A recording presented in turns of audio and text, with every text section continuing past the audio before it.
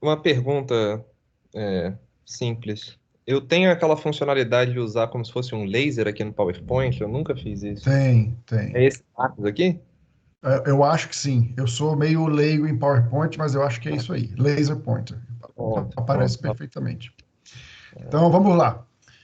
Boa tarde, pessoal. Bem-vindos e bem-vindas a todos e todas. Um prazer enorme tê-los aqui conosco para mais um seminário de mecânica do departamento, na verdade, do programa de pós-graduação em matemática da UNB. Eu sou o professor Yuri, tá? Coordeno esses seminários. Com muita felicidade, né, e alegria que nós temos aí de novo, né, mais uma vez, o nosso colega Ivan Rosa de Siqueira para apresentar um seminário, uma palestra nessa série de palestras, nesse seminário, tá bom? Antes de mais nada, aqueles anúncios tradicionais. Esses seminários são abertos, livres, então, por favor, divulguem a quem vocês acharem que podem se interessar. Se você quer receber os e-mails desse seminário de anúncio, por favor, deixe seu e-mail no chat, eu adiciono você à nossa lista. Esses seminários são extremamente informais, então a gente aconselha, né, e estimula que as pessoas perguntem durante os seminários. Então, por favor, fiquem livres para abrir o microfone, interromper o palestrante quando vocês acharem adequado, e se preferirem optar por conversar, por falar no final da palestra, também não tem problema, nós vamos ter um tempinho reservado para perguntas, tá bom? E discussões. Tá bom? E aí a parte burocrática, esse seminário, essa palestra está sendo gravada e vai ser publicada no canal YouTube do nosso programa de pós-graduação. Então, se você não quiser ser visto ou ouvido na internet, por favor, desligue sua câmera e seu microfone, interaja conosco pelo chat. A gente reproduz aí para o palestrante as suas intervenções. E a sua permanência nesta palestra é um consentimento para que ela seja publicada na internet, tá bom? Então, sem mais delongas, Ivan, muitíssimo obrigado por ter aceito esse convite. Na verdade, é um convite espontâneo, né, Ivan? Que você disse, quero dar uma palestra, maravilha. É um prazer enorme. A palavra está com você. Um abraço. Ótimo, obrigado, Yuri. Um aviso rápido antes da gente começar. A minha internet caiu aqui na última hora, então se eu sumir, eu vou passar o 3G do celular para o computador e entro de novo, tá? Não, não desapareça. Já peço desculpas de antemão se isso acontecer. Então, boa tarde, pessoal. Meu nome é Ivan. Eu vou fazer uma breve introdução sobre a minha trajetória, só para vocês saberem quem está falando. Mas, por hora, o que importa é que eu sou estudante de doutorado, né? Ou candidato a doutorado, como queira, no Departamento de Engenharia Química e Biomolecular da Rice University, que é uma universidade privada que fica no Texas, nos Estados Unidos. E eu vou falar um pouquinho hoje sobre escoamento de superfícies livres com interfaces complexas. Eu já adianto que esse tema não tem nada a ver com a minha tese de doutorado.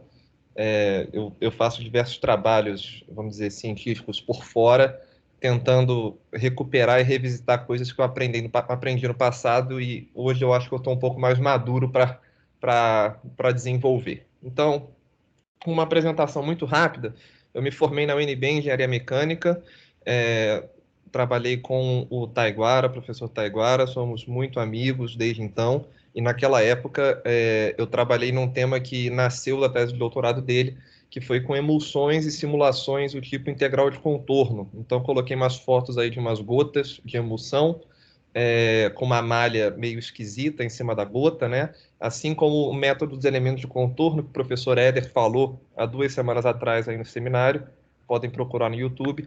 O método integral de contorno é um primo distante, né? Em que você discretiza apenas a superfície livre, apenas a interface da gota. E aí o que aconteceu foi que quando você faz essa discretização e evolui os pontos na superfície da gota, a malha fica toda torta e eventualmente dá pau na simulação. Então a gente trabalhou com um método de relaxação de malha para corrigir esse problema. E aí vocês podem comparar as figuras de cima e de baixo e podem ver que a malha fica muito mais uniforme. Em 2014 eu me formo e eu me mudo para o Rio para fazer mestrado lá na PUC Rio com o Márcio Carvalho. Então, fazendo um asterisco aqui, né, eu vou falar de um trabalho hoje que foi desenvolvido em colaboração com o Márcio e com o professor Rony Thompson, da UFRJ. Então, quero deixar aqui os créditos devidos aos dois. Lá com o Márcio, eu trabalhei também com mecânica dos fluidos, também com uma parte que envolvia superfícies livres e interfaces, mas eu trabalhei com um problema mais específico, que era o escoamento de suspensões. Então, você tem um líquido com partículas sólidas dentro, em problemas de coating, que são revestimentos, né? Escoamento de revestimento para a formação de filme fino. Então, essa figura aí mostra, por exemplo, um campo de concentração de partículas, né? Porque quando você tem um escoamento complexo, que o campo de velocidade é uma zona, o que acontece é que essas partículas tendem a migrar para determinadas regiões do escoamento. E aí, quando você está produzindo um filme, por exemplo, e cortar o filme, a distribuição de partículas não é uniforme. Então, foi isso que a gente estudou, utilizando o método dos elementos finitos. O que acontece em 2016, quando eu me formo no mestrado, é que eu não sei bem o que fazer da vida, então eu passo um ano de gap no Brasil, entre 2016 e 2017, e decido aplicar para doutorado nos Estados Unidos. Então eu venho para Rice em 2017 para trabalhar com o Matteo Pasquale, aí no canto direito. E a minha pesquisa aqui no doutorado ela é muito mais de engenharia, vamos dizer, aplicada, do que essa parte mais fundamental de mecânica dos fluidos. Tem muita mecânica dos fluidos, mas é uma parte mais aplicada de processo. Então, o que eu estudo aqui são nanotubos de carbono, que é uma espécie de nanomaterial parente do grafeno, e o que a gente faz é produzir materiais macroscópicos a partir desse nanomaterial. E o método que a gente usa é um método baseado no processamento de soluções. Então, a gente pega um nanotubo de carbono, dissolve em um solvente, um ácido, geralmente, em concentrações muito altas, de maneira que essa solução seja puramente um cristal líquido. E então, a gente usa um processo que a gente chama de fiber spinning, que é a produção de fibras de nanotubos de carbono, muito parecido com o que a DuPont fez há muitos anos para produzir o Kevlar, usado em, por exemplo, colete à prova de balas e por aí vai. E os temas do meu doutorado envolvem uma série de técnicas experimentais, né, transmissão eletrônica, escaneamento eletrônico, microscopia óptica, enfim, reologia para caramba, e tem um pouco de parte teórica, mas não é o foco. Durante o início do meu doutorado, eu já vinha pensando em ser professor, desde que eu me entendo por gente, e aí eu tomei uma decisão um pouco drástica, né? Eu peguei o código de elementos finitos do Márcio, lá na PUC-Rio, que é um código que ele desenvolveu no doutorado dele, e assim como a maior parte dos professores, os alunos foram enxertando coisa ao longo dos anos, eu peguei, apaguei tudo e escrevi o meu. E eu fiz isso mais ou menos em 1 ano e meio, 2. E eu fiz isso para entender bem o que estava acontecendo, para entender de fato como é que funcionava e poder implementar coisas novas. Então, eu toco essa área de elementos finitos de escoamento com superfícies livres, vinculado a esse código que eu trabalhei. Eu já implementei diversas outras coisas aí, modelo de ferro fluido, formulação viscoelástica com log conformação, reologia interfacial, e eu fui criando assim uma outra área. E, paralela a isso, eu trabalho no meu tema de doutorado, que é essa parte de nanomateriais. Então, dado esse resumo da ópera, todos os slides serão em inglês, né, porque eu pretendo aproveitá-los para alguma conferência, alguma apresentação futura. Vou aproveitar que isso vai ser gravado e vou até tomar cuidado. A real é a seguinte, né? Eu adoro isso aqui, mecânica dos fluidos e ciência é a minha vida, vão me dar uma carreira e eu respiro esse negócio. Mas o fato é que isso é pouco, e mais ainda, isso é fácil, isso aí é muito fácil. Isso aí você senta, estuda e você faz. Difícil mesmo é a gente transformar o Brasil e o mundo num lugar melhor. Então, enquanto eu faço doutorado e trabalho nas outras coisas, ou melhor, enquanto eu não faço doutorado e não trabalho nas outras coisas, eu me dedico às atividades de uma associação voluntária que eu queria gastar 2 minutinhos aqui apresentando para vocês. E ela se chama Brasa. A Brasa é uma associação de estudantes no exterior, tanto de nível de pós-graduação quanto graduação, e a maior delas, a gente tem uma rede com mais de 9 mil membros em 90 universidades mundo afora, e a missão da Brasa, da qual compartilho piamente, é empoderar a próxima geração de líderes para a gente transformar o Brasil, principalmente, em um lugar melhor. E a gente quer fazer isso, obviamente, com alternativas e estratégias focadas em educação e desenvolvimento. Então, a Brasa promove uma série de iniciativas para aumentar a quantidade de estudantes estudando fora do país, para colaborar para a formação desses estudantes de maneira mais efetiva, mais abrangente, para que eles então possam voltar, ou mesmo que não voltem, mas eles possam contribuir para o desenvolvimento do país. Obviamente, a Brasa tem uma série de preceitos, dos quais eu também compartilho, né? Então, há uma prioridade muito grande em estudantes de baixa renda, de origem menos favorecida, e que, infelizmente, representam minorias no nível superior, em especial em nível de pós-graduação. Então, a gente quer contornar esse tipo de problema e, muito recentemente, a Brasa começou a investir num programa de pós-graduação. Então, asterisco aqui, Graduate School ou Graduate Studies é pós-graduação no exterior e Undergraduate é o que a gente no Brasil chama de graduação. Então, hoje a gente tem um corpo grande e representativo de estudantes de pós-graduação no exterior, e a gente tem uma representatividade dentro da Brasa e tem uma série de atividades para ou conectar esses estudantes ou facilitar o acesso desses estudantes ao passo seguinte à pós-graduação, seja um emprego na academia, na indústria, um pós-doc, por aí vai. A gente tem trabalho de divulgação científica, a gente tem encontros virtuais para manter a comunidade unida, e o que eu mais gosto, a gente tem programas de mentoria, em que a gente pega alunos brasileiros e basicamente ensina esses alunos como aplicar para pós-graduação fora do Brasil. Se você tiver interesse em estudar fora, se você conhece pessoas que estudam fora, e mais ainda, se você compartilhar desses ideais, por favor, nos procure. As redes sociais estão aí, principalmente no Facebook e no Instagram, e vai ser um prazer conversar com todos vocês. Então, dito isso, agora que vocês me conhecem e sabem do que eu gosto, que é mecânica dos fluidos e Brasa, vamos ao que interessa, né? Então vamos voltar para a parte técnica. Bem, como o título já sugere, eu vou falar de interfaces, né? Interfaces entre dois fluidos. E, embora a gente já tenha ideia sobre o que é uma interface, onde elas aparecem, eu trouxe esse slide inicial para garantir que a gente está na mesma página. E interfaces estão em todos os lugares. Então, a gente tem exemplos no corpo humano, né? Os alvéolos pulmonares, quando fazem uma troca gasosa para enriquecer o sangue de oxigênio e tirar o gás carbônico, envolve um procedimento que atravessa uma interface.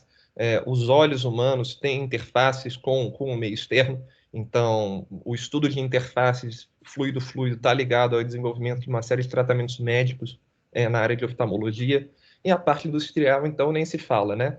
Emulsões e diversos produtos cosméticos baseados em emulsões e espumas, por exemplo, envolvem interfaces entre dois fluidos. E no caso que eu tenho mais experiência, né, essa indústria de coatings e filmes finos, obviamente, requer um entendimento assim fundamental de como se comporta uma interface, como é que você produz um filme rápido e fino o suficiente com a funcionalidade que você quer. Então, os exemplos são inúmeros, e eu trouxe aqui só alguns para motivar o que eu vou falar agora.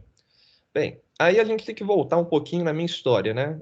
Como seminário informal, né? Eu vou começar literalmente a dar nome aos bois, né? Então vamos voltar um pouquinho na minha história. Eu aprendi isso aqui, que é a lei de Young-Laplace, bem no início da minha graduação.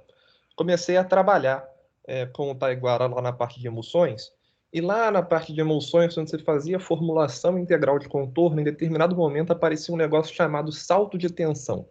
E, via de regra, é a lei de Young-Laplace. Então, Laplace não preciso apresentar, o Young é o mesmo que, enfim, módulo de Young da elasticidade, experimento da fenda dupla, teoria ondulatória da luz, assim, caras fantásticos que estão na história, e eles têm uma equação que descreve esse tal salto de tensão. Quando existe uma interface entre dois fluidos, você passa de um fluido para outro, seja líquido, gás ou líquido-líquido, existe um salto de tensão. As tensões não são diferentes dos dois lados, existe um balanço aí entre as duas.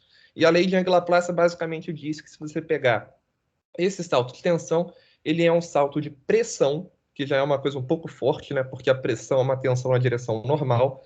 Ele depende de uma quantidade termodinâmica chamada tensão superficial ou interfacial, eu já volto nisso, e ele depende da curvatura da superfície. Então, se você tem uma superfície curva e pula de um lado para o outro, entre dois fluidos, tem um salto de pressão. Então, primeiro comentário importante. Tensão interfacial e superficial a gente costuma usar de maneira indiscriminada, mas elas não são a mesma coisa, né? A tensão Superficial, por definição, ela é a tensão entre, ou melhor, o salto de tensão, alguma coisa relacionada ao salto de tensão, que está associada a um líquido e o seu vapor saturado. Então, dada uma temperatura, você tem um líquido, você tem um material na fase líquida em vapor saturado, e a tensão superficial daquela interface é, de fato, a tensão superficial. Se você tem dois fluidos diferentes, ou uma situação que não seja vapor saturado, água-ar, água-óleo, etc., o ideal é chamar de tensão interfacial. E você pode pensar nessa grandeza como uma força por unidade de comprimento. Eu coloquei umas figurinhas aqui do livro do White, né, que você pega uma situação, uma geometria, e faz um corte. Se ela é curvada, aparece uma força que vai tentar se agarrar à parte que você cortou, né? Então ela tem unidade de força por unidade de comprimento, e aí você pode ver, por exemplo, nessa figura da esfera, que a pressão, a diferença de pressão depende da área, né, que você vai multiplicar naquela superfície. Porém, a tensão interfacial, que ele chama de, parece um gama isso, não sei bem se é um gama, mas ele multiplica por 2πr, que é o comprimento, o perímetro, né, por unidade de comprimento. E isso vale, em geral, para qualquer superfície, em que, nessa equação que eu coloquei, R1 e R2 são os raios principais de curvatura, né? E esse termo aqui a gente chama de raio médio, né, de curvatura. Mas a ideia mais moderna, vamos dizer, é que tensão interfacial ou superficial é uma energia por unidade de área. Então vamos lá, força por comprimento é Newton por metro, você multiplica por metro em cima e embaixo, fica Newton vezes metro, que é Joule por metro quadrado. Então é uma força por unidade de área. E uma definição mais estatística é a seguinte: você vai pegar uma molécula que está no meio do líquido, no meio do fluido, e você vai levar essa molécula até a superfície, até a interface. Quando você colocar essa molécula lá, a área tem que aumentar, né? Porque essa molécula chegou. Então, a tensão interfacial ou superficial é basicamente o trabalho, a energia que você gasta para fazer isso, para levar a molécula e aumentar a área. Obviamente, é uma série de definições termodinâmicas e baseadas em mecânica e estatística, mas não convém. O que importa é que eu aprendi que salto de tensão é ΔP igual a sigma que multiplica a curvatura. E eu nunca internalizei isso. E na época, quando eu estudava com Taiguara, tinha demonstração muito elegante lá da formulação integral de contorno, e ele falava isso para mim. Não, precisa de uma equação constitutiva para o salto de tensões.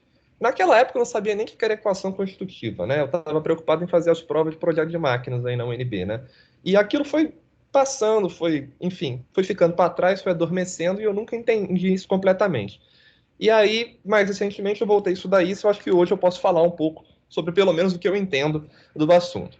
Então, a ideia principal é a seguinte: existe essa lei que muita gente conhece, ela descreve o salto de tensões numa interface. Mas a pergunta que se coloca é: quais são as hipóteses por trás dela, quando que ela é apropriada, e se tem alguma hipótese, alguma hipótese constitutiva, e eu já vou chegar nisso, por trás dessa equação. Né? E é o que eu vou tentar abordar isso hoje. Né? O que significa a lei de Young-Laplace, quando que ela vale e, no fundo, da onde que ela vem. Porque, a princípio, quando a gente fala em equação constitutiva, você não pode demonstrar, né? Sair do zero e demonstrar. Tem uma série de argumentos, enfim, de postulados que você tem que satisfazer para chegar lá e derivando isso matematicamente. Né? E no caso da lei de Young-Laplace, se você fizer um balanço de forças, você chega nisso. Se você fizer um balanço de forças cortando a interface, dá isso.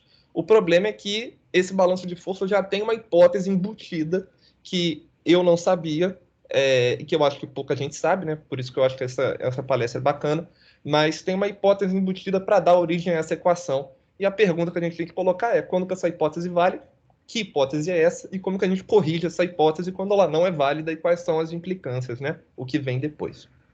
Bem, então, passando o pincel assim no início, né? A gente tem que falar um pouquinho de reologia e reologia interfacial.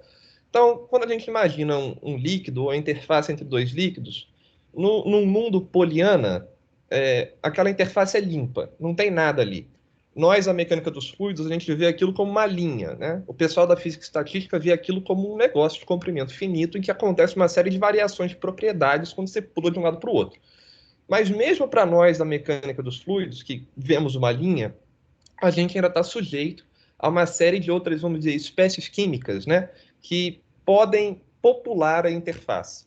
Então, se você bota cadeias poliméricas, moléculas de polímero, se você dissolve surfactante, ou se você coloca um líquido dentro do outro, como no caso de emulsões, ou uma partícula dentro da outra, como no caso de suspensões, e essas partículas vão para a interface, você coloca um copo de uma emulsão parado e as gotas começam a subir, por exemplo, começa a separar, não necessariamente a interface vai ser limpa, ela é contaminada por essa galera. E aí o que a gente sabe já há muitos anos é que se você coloca espécies como essas dissolvidas no material macroscópico, vou chamar de bulk, né, de grosso, de bolo, né, o meio, a gente tem o que a gente chama de reologia, né? Se você tem polímeros jogados lá no meio do fluido, molécula de surfactante no meio do fluido, uma gota dentro do fluido, partículas dentro do fluido, isso é o que dá origem ao que a gente costuma chamar de mecânica dos fluidos não newtoniana, vem efeitos não newtonianos, né? A princípio, um fluido newtoniano não tem nada disso, né? É um material de estrutura interna simples.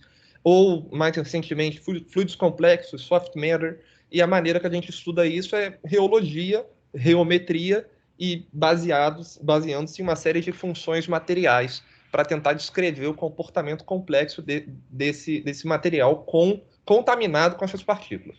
Agora, o lance é, se essas partículas migram para a interface, pode ser que você tenha um material limpo, o líquido está limpo, e tudo que está contaminando aquele líquido, o que estava contaminando aquele líquido, migrou para a interface. E aí a gente dá origem à reologia interfacial.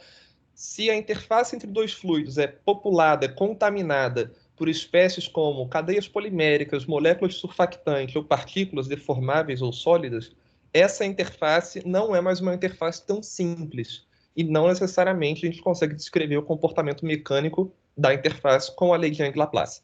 E isso dá origem ao que a gente chama de reologia interfacial. Assim como a reologia normal, há uma série de técnicas experimentais que derivam da reologia tradicional e há uma série de discussões acerca da modelagem, qual é a melhor maneira de você descrever essas interfaces com modelos constitutivos. E é nessa segunda parte que a gente vai tocar hoje. Então, um breve resumo sobre a história da reologia interfacial. Isso começa há muito tempo atrás com trabalhos teóricos que eu vou mencionar aqui. Mas o grande papa dessa área é esse segundo cara aí, que é o Jan Verman, que é um professor lá na ETH Zurique. Eu adoro história da ciência, né? Então o que acontece é que o Gerald Fuller, que é professor de Stanford, faz doutorado com o Gary Leal, que é um grande cara na área, vira professor em Stanford, e o Gary Leal ganha a medalha Bingham, em 97, se eu não me engano, por técnicas de reologia óptica, né? Reometria óptica. Ele usa técnicas visuais para tentar ver a estrutura do material.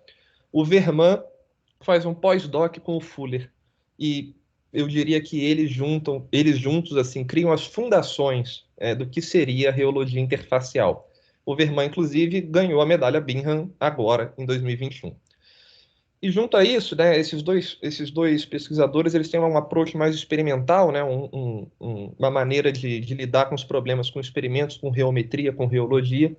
Tem um grupo muito forte na Universidade Tecnológica de Eindhoven, formado pelo Patrick Anderson, e esse aluno de doutorado dele, o Nick Jensen, que se formou recentemente e virou professor lá.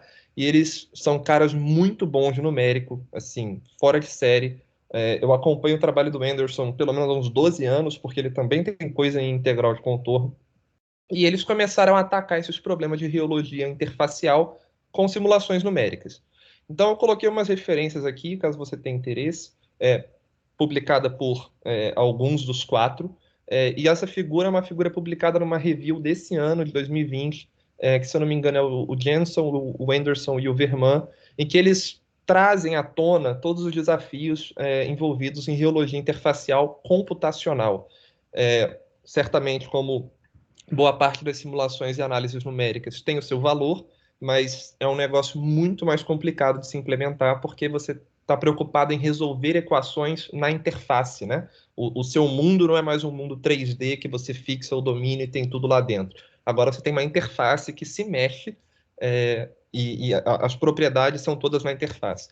Então eles destacam as aplicações práticas assim vinculadas à biologia.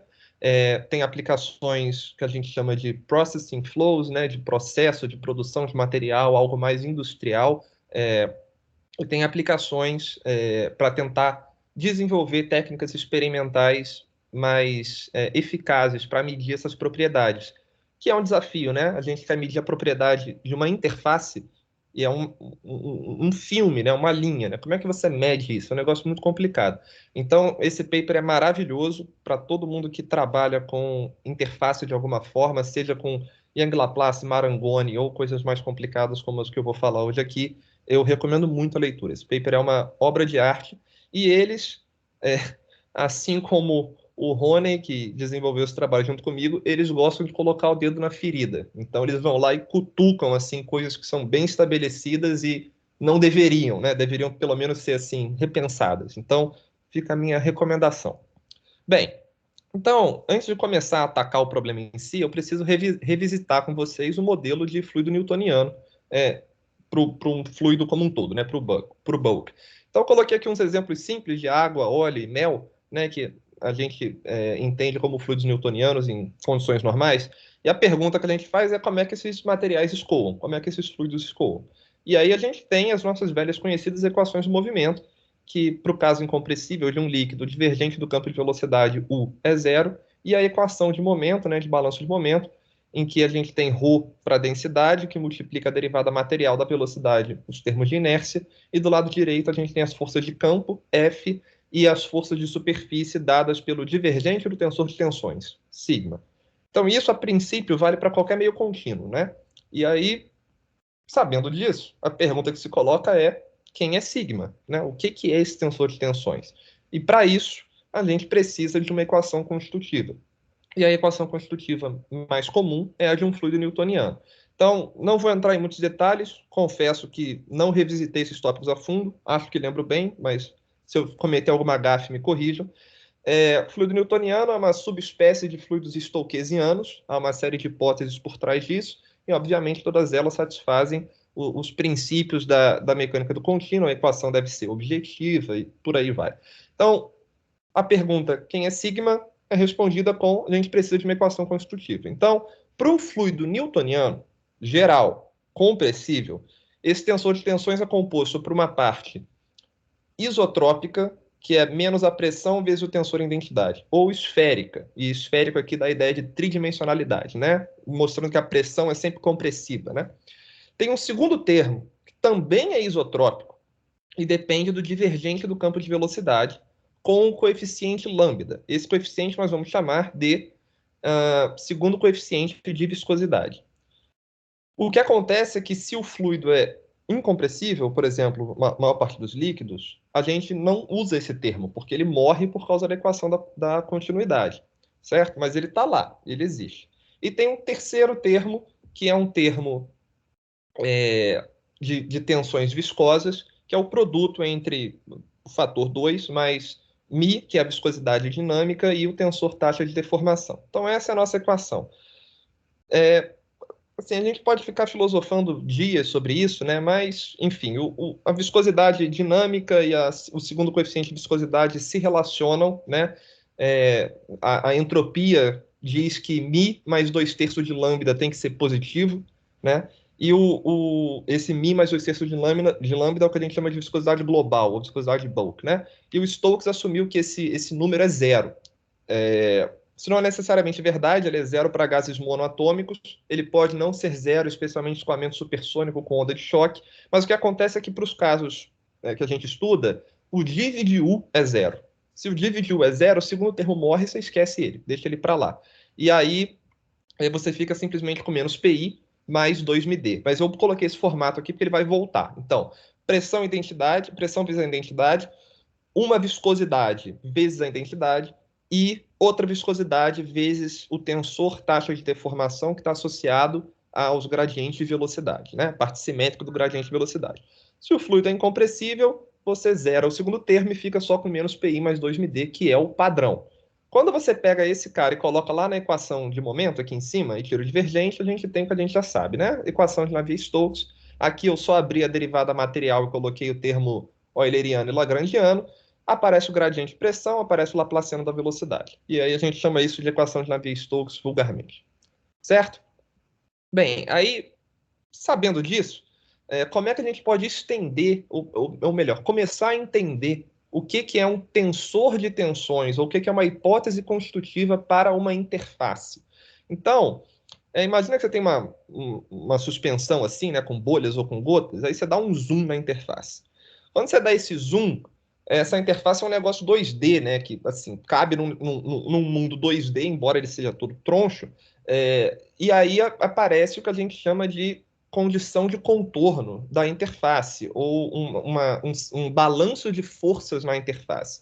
E mecanicamente, o que você mostra é que você tem uma interface separando dois fluidos com tensores de tensão. Podem ser newtonianos, ambos, mas com propriedades diferentes. Com tensores de tensão σ1 e σ2, o salto de tração, n escalar sigma, n é o vetor normal, vai dar uma tração. Então, esse salto de tração é balanceado por uma tração na interface.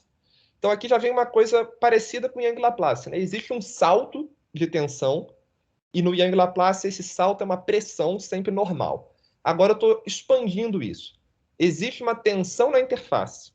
E como tensão, acabei de falar para o fluido newtoniano, quando você tira o divergente de sigma, isso dá uma tensão, a divergência do tensor de tensões, existe um tensor de tensões na interface. E você deve tirar o divergente desse cara na interface. E isso vai dar a tensão da interface que balanceia a diferença de tensão entre as duas fases. Então, é uma condição de contorno, literalmente, que você deve satisfazer entre os dois fluidos. Bem, então σ1 e σ2 são os tensores de tensão das duas fases. O σs, tudo que vem com S agora vai ser da interface, da superfície.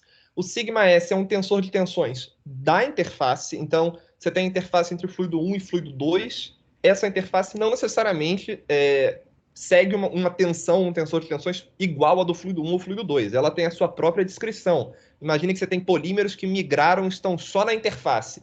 Fluido 1 e fluido 2 podem ser newtonianos e essa interface vai ser viscoelástica, por exemplo. Ela vai ter a característica do polímero. Então, σs é um tensor de tensões da interface, portanto, ele é sempre tangente à interface. E o grade S aqui, né, o nabla S, ele é o grade projetado na interface. E isso aqui, numericamente falando, é um parto para resolver. Você pegar os operadores e projetá-los na interface, em que IS é a identidade projetada na interface. Então, é mais ou menos essa a linha de raciocínio. E aí a pergunta, novamente, é: quem é sigma S? Quem é esse cara? E, de novo, para um fluido newtoniano compressível aparecer a equação de momento e a gente precisava de uma equação constitutiva para o tensor de tensões, para uma interface entre dois fluidos aparece um tensor de tensões na interface, a gente precisa de uma equação constitutiva para descrever esse cara. Bem, então vamos começar com o que seria uma interface simples. E eu coloco a foto de dois indivíduos aqui, o Laplace de novo e o Marangoni, que vai aparecer já já na nossa discussão. Bem, qual que é a interface mais simples possível? É aquela que tem um tensor de tensões isotrópico. Imagina um fluido newtoniano parado, por exemplo, que seria o caso mais simples, o tensor de tensões dele é menos π, é isotrópico perfeitinho. Então, o tensor de tensões de Cauchy para uma interface, a mais simples possível, é algo isotrópico. Ele é sigma, que é a tensão interfacial, vezes o IS, que é o vetor, a matriz identidade, o tensor identidade projetado na interface.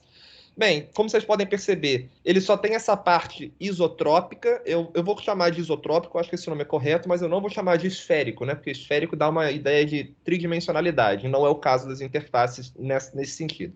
E ele não tem uma tensão adicional. Não existe uma tensão adicional. No fluido newtoniano, lembra que era menos π mais 2μd, em que d é a taxa de deformação, né? Aqui não tem mais nada, é só isso.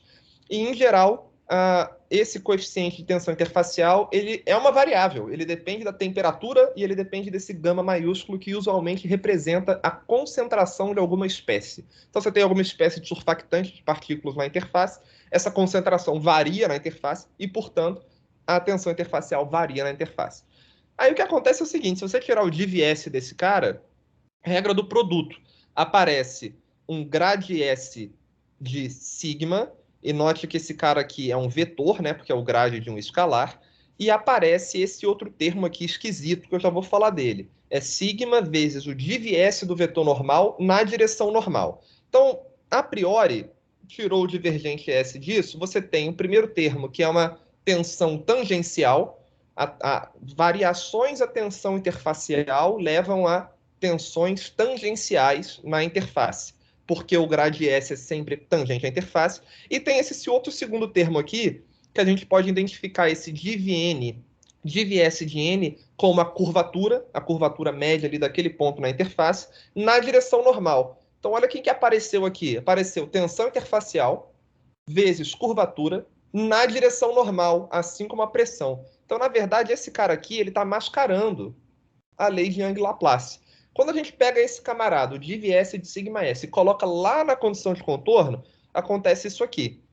A diferença de tração, o salto de tensão, tem esses dois termos. O primeiro é o que a gente costuma chamar de efeito ou tensão de Marangoni, por causa de variações da tensão interfacial. Repare, o tensor de tensões ainda é isotrópico, tá aqui. Mas se esse coeficiente variar, aparece esse termo de tensão tangencial, que depende de variações da tensão interfacial na interface. Portanto, por exemplo, se o escoamento for isotérmico e o sigma depender só de um tal de gama, que seria uma concentração, é basicamente a derivada do sigma com relação a gama vezes o gradiente de gama, regra da cadeia, e aí o preço que você paga é que você precisa de uma equação de transporte a mais para o gama. Você vai ter que resolver quem que é o gama para então ir lá calcular o sigma. Mas esse é o approach usual quando você quer estudar interfaces com surfactantes, porque eles levam a variações da tensão interfacial. E, por fim, você tem o segundo termo na direção normal, que é a lei de Young-Laplace. É a lei de Young-Laplace mascarada. É a tensão interfacial, o sinal negativo apontando para dentro, para a pressão, né? Uma coisa comprimindo, a curvatura e a direção normal. Então, esse é um momento assim, de parar e fazer uma reflexão, né? Eu, pelo menos, o fiz, né? A lei de Young-Laplace nada mais é do que o resultado do salto de tensão em uma interface simples. Se a interface é a mais simples possível, o tensor de tensões interfacial é isotrópico, ele já dá para você a lei de Young-Laplace, e se a tensão interfacial não for constante, você ainda leva de brinde o Marangoni. Então, esse é o caso mais simples do mundo, e já é difícil pra caramba. Já é muito difícil de resolver. Tudo bem até aqui? Se ninguém se manifestar, vou seguir. 1, 2, 3, adeus. O problema é o seguinte, né? Nem toda interface é simples. Nem todo fluido é simples. Então a gente tem que fazer um paralelo que é o seguinte: qual que é o próximo passo além de uma interface simples? É mais ou menos a ideia de um fluido newtoniano. É uma interface que é puramente viscosa. E aí vem esse primeiro modelo, que é o modelo que a gente vai discutir hoje aqui, que é um modelo para uma interface viscosa. Você tem dois fluidos, independente do comportamento deles, mas a interface entre eles tem propriedades materiais, tem viscosidades. Como assim viscosidades? Se você olhar para essa equação aqui e tirar um print da equação do fluido do fluido Ivan, acho que você newtoniano. ficou mudo. Nós não Fiquei? estamos mais te ouvindo, pelo menos eu. Alguém está ouvindo, Ivan? Não ouço, não ouço. Eu ia falar isso, cortou o áudio. Cortou Cortou? seu estou áudio, ouvindo. Ivan. Peraí. Eu ouvi, Agora. Eu estou ouvindo, gente. Voltei? problema Voltei. nenhum. Voltou. Bem, Foi mal. Tá, então vou recapitular. Passamos pela interface simples, estamos agora no segundo passo, que é uma interface viscosa, que é um análogo de um fluido newtoniano. Então, essa interface, independente dos fluidos que a separam, você tem a interface entre duas coisas, independente dessas coisas, essa interface tem propriedades materiais, tem viscosidades. E a equação constitutiva para essa interface, que aí está apresentada, ela é igual à equação constitutiva de um fluido newtoniano compressível. Então, vamos revisitar. Sigma e S é o termo isotrópico que já apareceu. Acabou de aparecer na interface simples. Ele faz o papel do menos PI, menos a pressão vezes tensor de identidade. Aí vem o segundo termo que tem um coeficiente de viscosidade, um divergente de velocidade e, de novo, a identidade, tudo na interface, que é igual àquele segundo coeficiente de viscosidade lá dos fluidos newtonianos, o lambda vezes div de U vezes I. É a mesma coisa. Só que no fluido newtoniano incompressível esse termo morre. Na interface ele vai aparecer aqui. E tem um segundo termo que é parecido lá com o do fluido newtoniano, que é 2 vezes uma viscosidade vezes o tensor taxa de deformação da interface. Então é essa estrutura. É um análogo de um fluido newtoniano, compressível. Essa ideia foi originalmente proposta pelo Boussinesq, o mesmo da aproximação de Boussinesq lá em convecção natural, mas ela foi formalmente, né, matematicalizada, se é que isso existe, né, transcrita em equações constitutivas pelo Scriven. É um paper de 1960. O Scriven, asterisco, ele é o meu avô acadêmico, 2 vezes. Ele foi orientador de doutorado tanto do Márcio quanto do Mateu, meu atual orientador. Esse paper do Scriven aqui, de 1960, é um horror.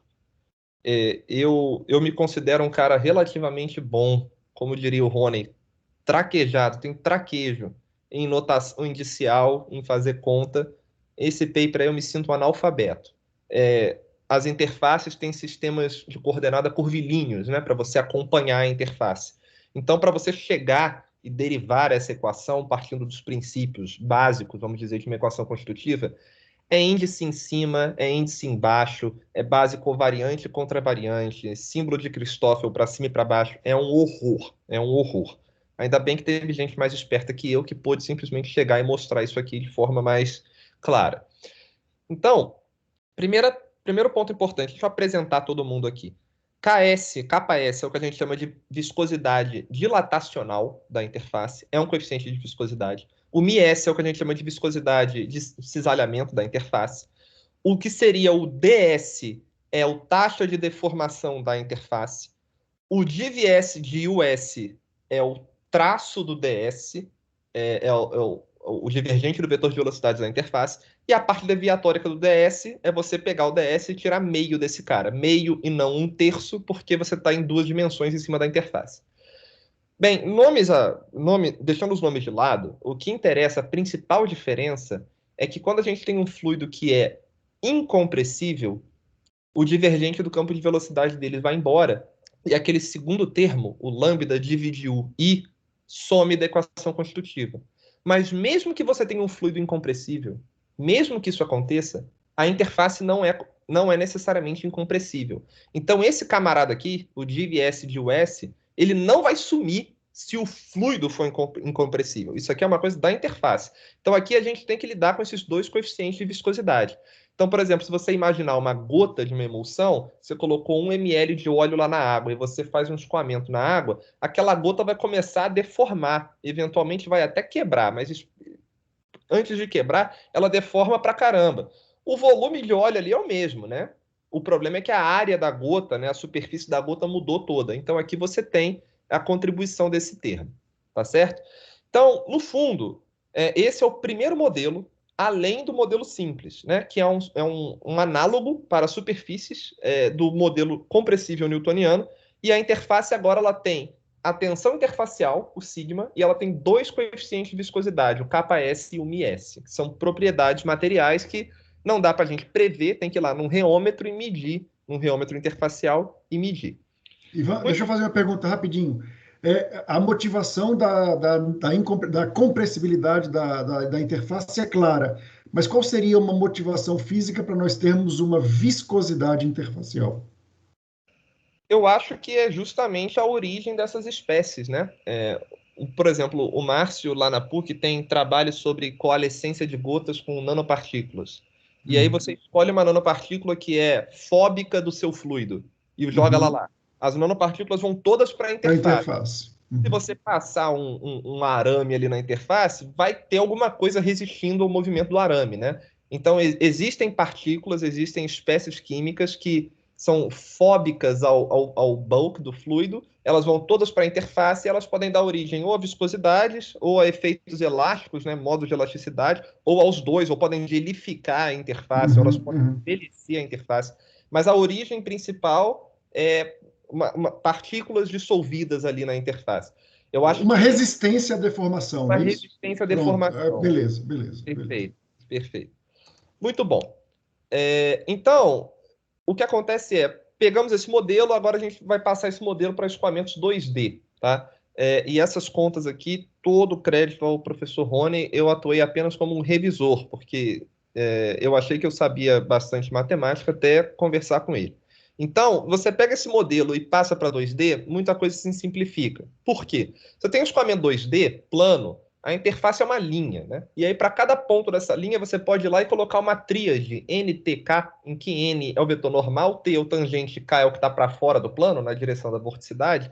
E aí você passa isso tudo para um sistema de coordenadas baseado no comprimento de arco ao longo daquela linha. Isso aí, para quem mexe com elementos finitos em superfície livre, é conhecimento de longa data. Então, o nosso objetivo era pegar o modelo 2D, pegar o modelo, passar para 2D e escrevê-lo em função do comprimento de arco. Então, você imagina que uma linha verde, né? S é o comprimento de arco, S igual a zero aqui vai crescendo. Para cada ponto, o vetor, o N e o T vão rodando e o K está sempre para fora. Então, você tem uma série de simplificações, porque se a interface é 1D, é uma linha, e você não deixa fluido cruzar a interface, uma espécie não difunde na outra, né? A interface é uma linha que separa bem os dois fluidos, a velocidade é sempre tangencial. O tensor projeção, né, que é a identidade na interface, assume esse formato simples, e todas as derivadas, os gradientes da interface, aquele grade S, viram simplesmente derivadas com relação ao comprimento de arco, apontando na direção tangente. E isso facilita muito a vida, né? Quando a gente coloca isso tudo junto, o que acontece é que você tem essa expressão para o tensor de tensões da interface. Embora ela seja grande e horrorosa, ela é só metade dela que é importante. Porque a gente não precisa do sigma S. A gente precisa do div S do sigma S. E como o div S está na direção tangente, essa parcela kk aqui, que está para fora, está na vorticidade, né? Essa parcela kk não interessa. Então, quando você tira o div S desse cara, você vai tirar o div S só do primeiro parênteses aqui. E acontece uma coisa muito legal que a gente ainda não tinha visto, e a gente percebeu. Nessas situações, a única propriedade que importa é a soma do kS com o μs. Então, a gente vai chamar tudo de ηs, que é a viscosidade total da interface. Não tem mais distinção entre os dois. Quando a gente tira o div S desse cara, acontece um negócio muito legal. Então, primeiro o div S de fora, né? Você repete o colchete, trocando a soma pelo ηs e deriva o vetor tangente. E depois o div S de dentro, derivada da tensão interfacial, derivada da viscosidade, segunda derivada da velocidade na direção tangente. E isso aqui é, no fundo, o efeito de uma interface simples modificado pela viscosidade da interface. Então, vamos olhar para o primeiro termo. O primeiro termo é sigma mais esse trambolho vezes a derivada dTds. dTds, pessoal, é a derivada do vetor tangente no comprimento de arco. Então, isso aqui, no fundo, é curvatura vezes vetor normal. Isso aqui aponta na direção normal, a intensidade é a curvatura. Então, isso aqui é a lei de Young-Laplace, só que modificada por esse fator que depende da viscosidade da interface e depende do gradiente de velocidade ao longo da interface. É um Young-Laplace modificado. E o segundo termo é um Marangoni modificado. É uma tensão tangencial. O Marangoni natural está aqui, ó, a variação da tensão interfacial, mas aí agora você pode ter a variação da viscosidade na interface vezes a variação da velocidade ou a segunda derivada da velocidade.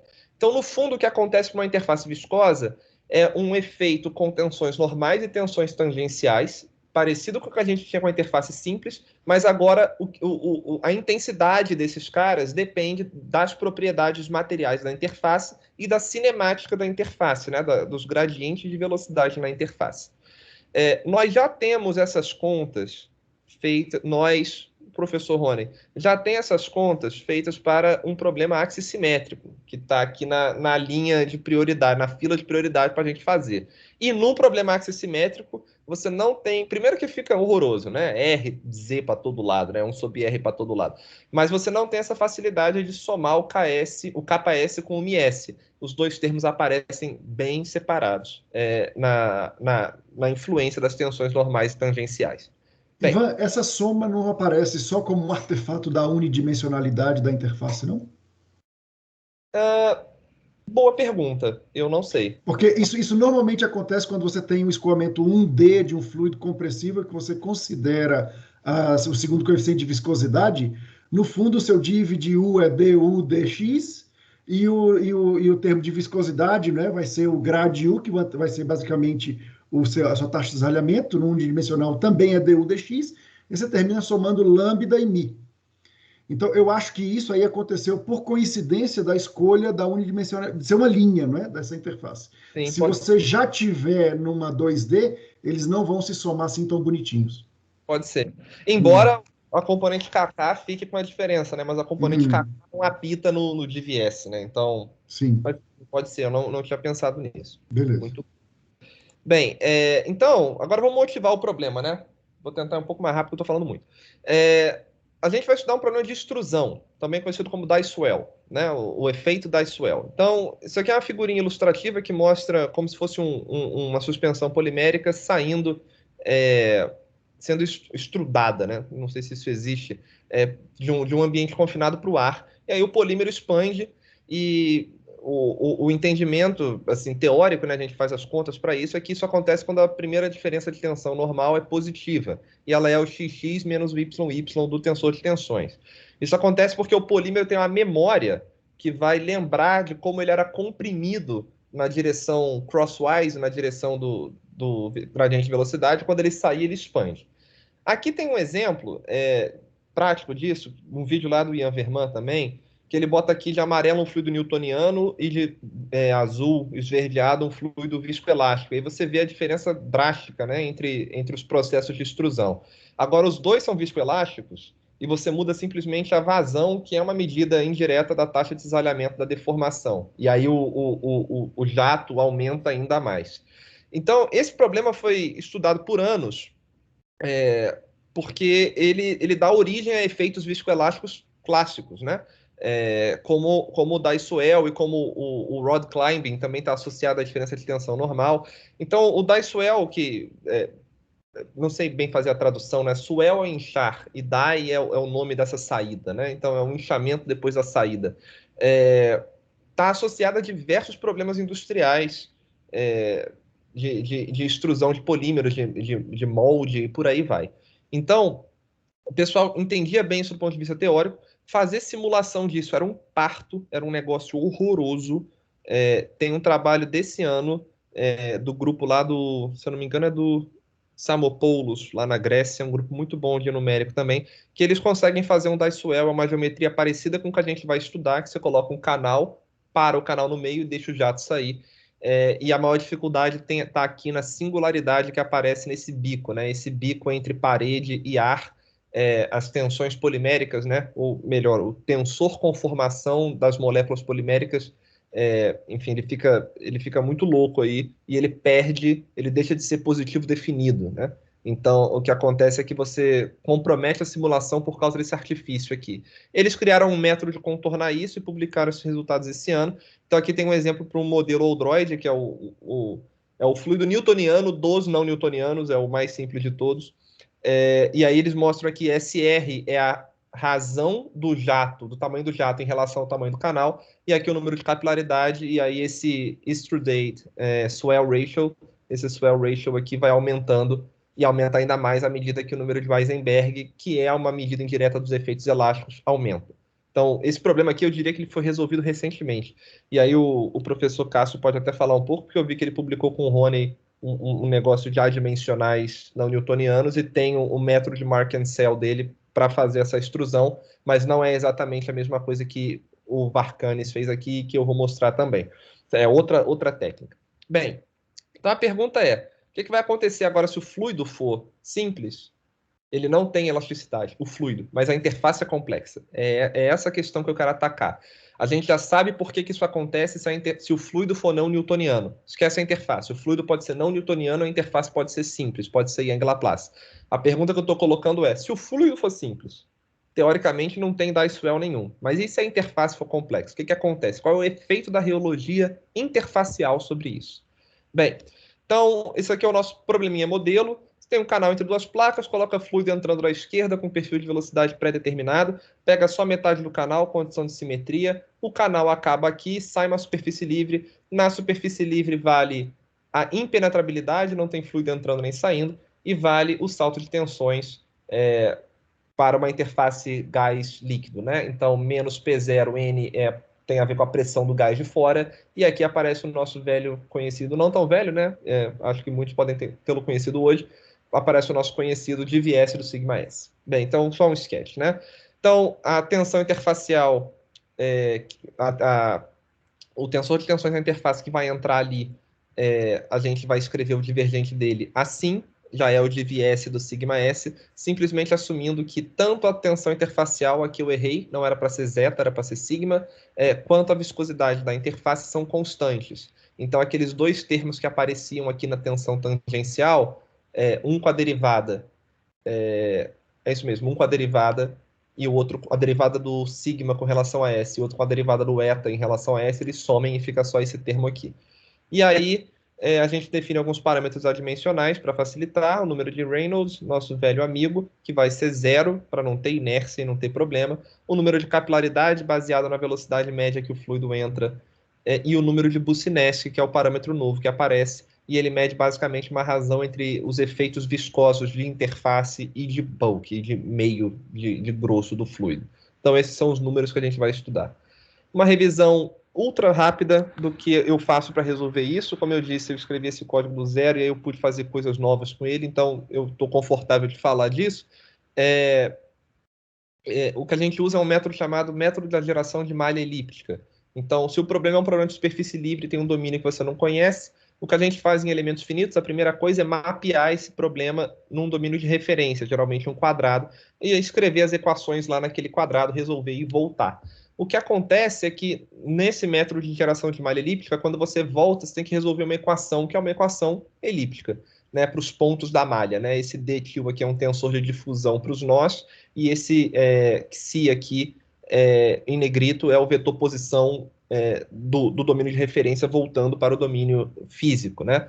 Então, aqui tem um exemplo de malha, como eu disse, muito parecida com aquela do Varkanes, né?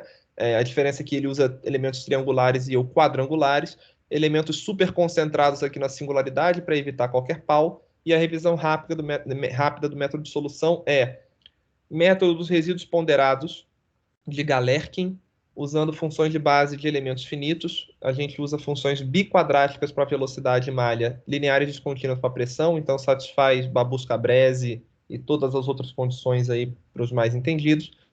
Monta um sistema linear gigantesco, global, enorme. Essa malha aqui ela é meio pobre, né? Mas o sistema linear é muito esparso, né? É muito esparso. Deve ser o que? Eu não me lembro, uns 38, 39 mil por 38, 39 mil. Então você monta um sistema global enorme, isso é pouco, tá? No meu laptop dá para rodar uns 150 mil por 150 mil. E se você pegar uns papers de elementos finitos paper numérico, o pessoal está rodando coisa de 1 milhão por 1 milhão, né, em cluster, né? Aí você perde o tracking do negócio. Resolve tudo com o método de Newton, esse sistema enorme, e usa uma estratégia de continuação para variar os parâmetros. A gente começa com parâmetros modestos, perto do que seria o newtoniano, e vai deixando a interface newtoniano com a interface simples e vai deixando a interface mais viscosa à medida que o problema evolui. Bem, então, uns exemplos de resultados. Vamos começar a discutir isso aqui. A primeira linha, o número de Boussinesq é 0. É uma interface simples. E você anda da esquerda para a direita, você aumenta a capilaridade. O que você pode ver, isso aqui é bem a saída, tá? É bem a saída da interface. Você pode ver que quando o número de capilaridade é pequeno e começa a aumentar, a interface começa a abrir. Ela começa a expandir. E o impacto direto é que se você expande e aumenta a área, a velocidade média tem que cair, né? Para conservar massa. Então você repara que essa velocidade amarela aqui, que é maior do que a verde, nesse primeiro caso que quase não abre, ela vem aqui na frente. Nesse segundo, a parte amarela começa a ser espremida para dentro do canal, né? O canal terminando aqui. Então, a primeira observação é essa. Aumentou o número de capilaridade, a interface abre. Vamos entender por quê. A segunda é, se você fixar o número de capilaridade e descer na vertical, você está com o número de capilaridade fixo e está aumentando o número de Boussinesq. E aí a interface abre mais ainda. O problema de Dye-Swell aumenta mais ainda, o jato incha mais ainda. E, de novo, você pode fazer essa relação com a velocidade, que a velocidade amarelinha vai sempre ficando para trás, né? À medida que o jato incha. Então, dado essa apresentação, vamos tentar entender por quê. Então, esse aqui é um gráfico que mostra o tamanho... Só um pouquinho, Ivan. Lá naquele primeiro gráfico, o top left corner there, lá, isso aí seria um fluido bem simples, quer dizer, uma interface super simples. Seria... Aqui na primeira linha, a interface é simples. O Boussinesq é 0. É 0. É 0. E o capilaridade é 0 também? Não, o capilaridade, se eu não me engano... Quase 0. Eu não posso fazer capilaridade 0, porque senão a tensão interfacial ia ser infinita, né? Eu posso fazer capilaridade infinito. Isso aqui deve ser 10 a menos 3, 10 a menos 2. Uhum. Deve ser Então, 10 a menos 2, 1 isso e 100. seria água. Não sei se é exatamente água, Alguma mas coisa assim, que você não vê alguma coisa, um Dicewell alguma, noticeable. exatamente, alguma coisa assim. Na verdade, eu vou falar disso, mas você tem razão. A capilaridade aqui é tipo 10 a menos 2, 10 a menos 3, Uhum. e seria o representativo de um fluido simples, né? E aqui do outro lado você tem a capilaridade altíssima com uma interface super viscosa, é o extremo oposto, né?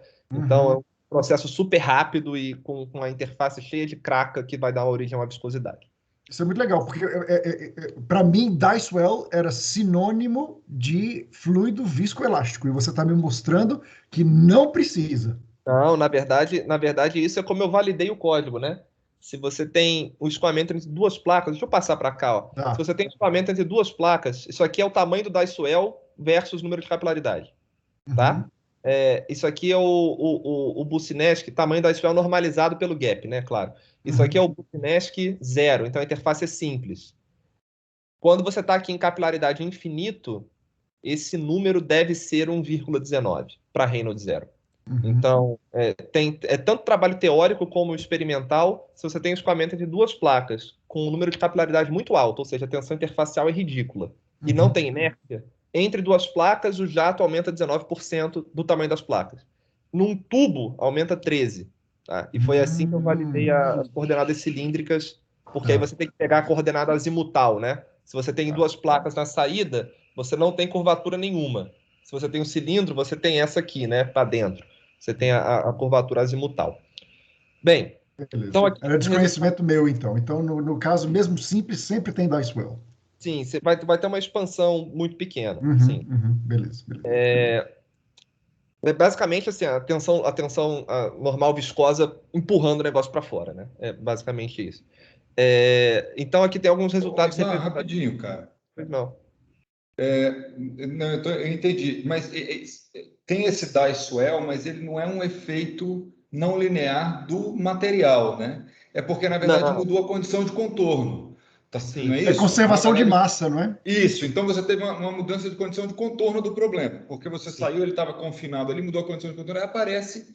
Então, esse padrão que você está mostrando, esse que está aí é Bucinesse 5, mas se você fizesse a mesma coisa para um 0, me corrija se eu estiver falando bobagem, a gente estaria vendo o que seria o caso, assim, o que aconteceria com um fluido newtoniano, água, exatamente, saindo aí desse teu Dicewell, Perfeito. para várias capilaridades, obviamente. O que eu tô querendo dizer é que haverá um inchaço, mesmo o fluido sendo newtoniano, a interface sendo simples. Perfeitamente. E esse E isso inchaço, acontece. esse inchaço será de, no máximo, 19% para o nosso caso, e isso não tem nada a ver com elasticidade. Com a elasticidade da interface ou de nada. De Entendi. nada. Isso aí vai Não, acontecer. não tem elasticidade em nenhuma aí, na verdade.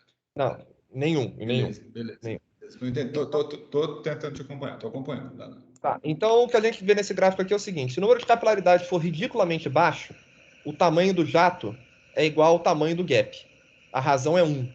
O que significa que o jato não expande. E o que faz sentido, né? Se o número de capilaridade é baixo, a tensão interfacial é altíssima. Então, ela quer segurar aquela área ali, aquele comprimento, sem deixar ele expandir. A tensão interfacial domina e faz força para o negócio ficar do tamanho que ele era. Tá? Então, aqui é muito, muito baixo.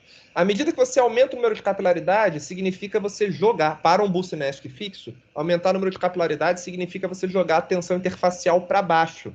Então, a resistência da interface, por causa da tensão interfacial, começa a diminuir. Essa interface começa a ficar mais flexível. E aí, à medida que ela fica mais flexível, ela abre mais. Então, no caso newtoniano, sai aqui de 1 para 1,19. E à medida que você aumenta a viscosidade da interface, então o efeito do capilaridade está explicado baseando-se em tensão interfacial. Mas à medida que você aumenta a viscosidade da interface, esse comportamento fica assim mais pronunciado. A interface vai inchando cada vez mais à medida que a capilaridade aumenta, como aqui a gente mostra as curvas de Bucinesc 1, 5 e 10. Né? Aqui para 10, se eu não me engano, esse valor dá tipo 2,8, 2,7. Muito, muito grande. Se você, inclusive, comparar com os efeitos viscoelásticos lá daquele paper que eu mostrei, eles não chegavam em 2 de razão. A gente está chegando quase em 3, tá?